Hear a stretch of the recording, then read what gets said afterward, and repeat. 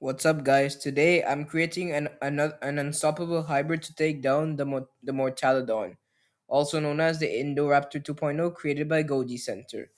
Well, earlier I created two hybrids to take down the Indominus 2.0, so why not create a hybrid to take down the Indoraptor 2.0? I mean, no one else has ever done it before. So without further ado, let's get started. We're gonna start off with the base genome. Well, I'm gonna be using Megaraptor for the base genome because it will provide immense size and strength because this was one of the largest like medium sized theropods to ever exist, and also it will also improve my hybrid speed and agility, and it will also provide great endurance during battle. Next we're gonna be next is the skull. I'm gonna be using Utahraptor for the skulls because Utahraptors had a strong bite force for a dromaeosaurid.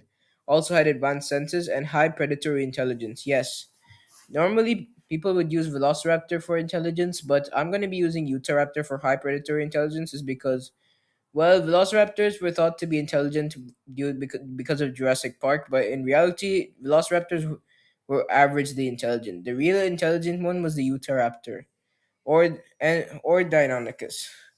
Well, I'm gonna say Utahraptor is smarter than like most dromaeosaurids. Well, not as smart as Trudon, but still really smart. Because with the intelligence of a Utahraptor, my hybrid will be able to work in pair. Will be able to work in packs. So yeah, Utahraptor is a great contributor for my hybrid skull. Now on to arms, dexterity, and increased intelligence. Well, we're going to be using common chimpanzee for this is because chimps have strong forearms, have great tool manipulation, and have high intelligence. So yeah, my hybrid is not only just going to be like having dinosaur-like intelligence, but it's going to have dinosaur plus ape-like intelligence. So yeah, my hybrid will be able to plan and strategize in combat, plus ambush well. And also, chimps have great decision-making skills. So yeah, my hybrid is going to be having chimp plus Utahraptor intelligence. Next we're going to be talking about the venom. Well, I'm going to be using Komodo dragon for the venomous because the Komodo dragon venom would help my hybrid will the here's the advantages of Komodo dragon venom is it will induce the paralysis. It will also prevent blood. It will also prevent clotting, and the blood pressure will decrease once my hybrid bites an animal, bites another dinosaur. Next is the immune system.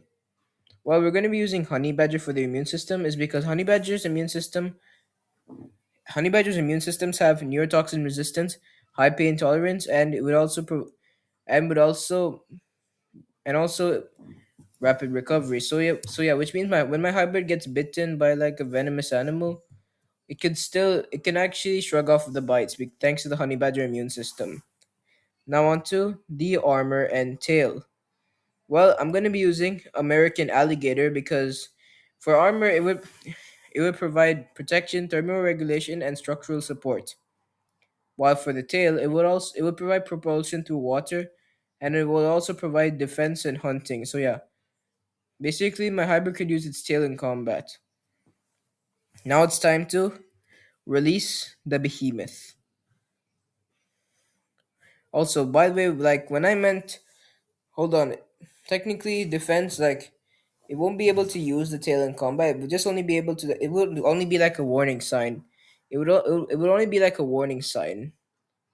And also, the tail is mostly for propulsion. The defense and hunting thing, well, crocodilians don't use their tail to fight. Well, they usually rely on quick explosive strikes to fight.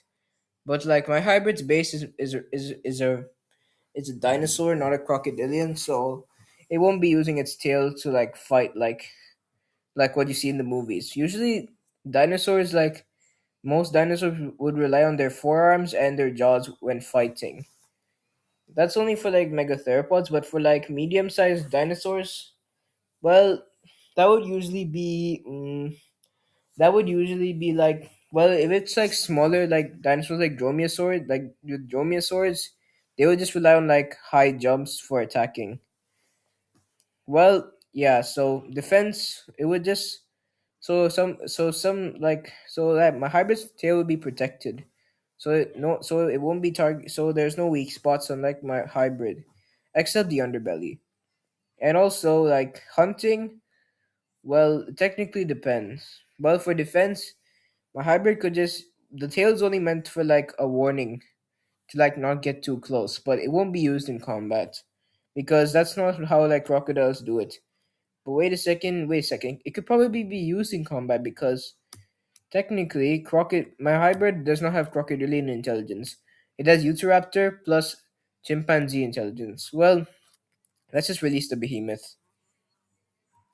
Here's a breakdown of the DNA components. Well, we got Utahraptor, American alligator, Megaraptor, chimpanzee, honey badger, and Komodo dragon as all the DNA samples.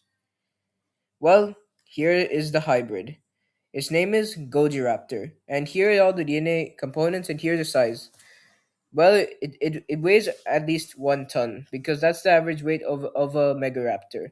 It's also 26 to 30 feet and 7.7 to 10 feet. So yeah, my hybrid is very large.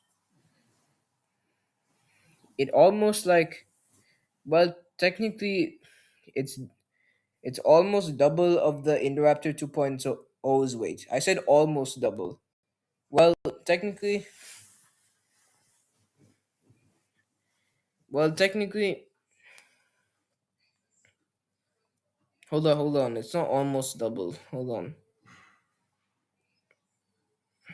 Let's just do the fancy math and find out. Hmm.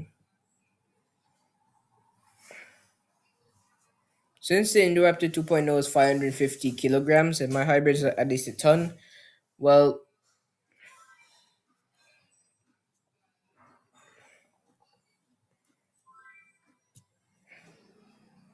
I know it's going to the multiplier is going to be a decimal number, but I think it's so yeah, it's it's almost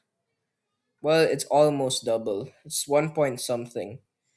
As in like it's almost double. So yeah. Well, thank you guys for watching. Be sure to like, comment, share and subscribe to the channel. Well, adios.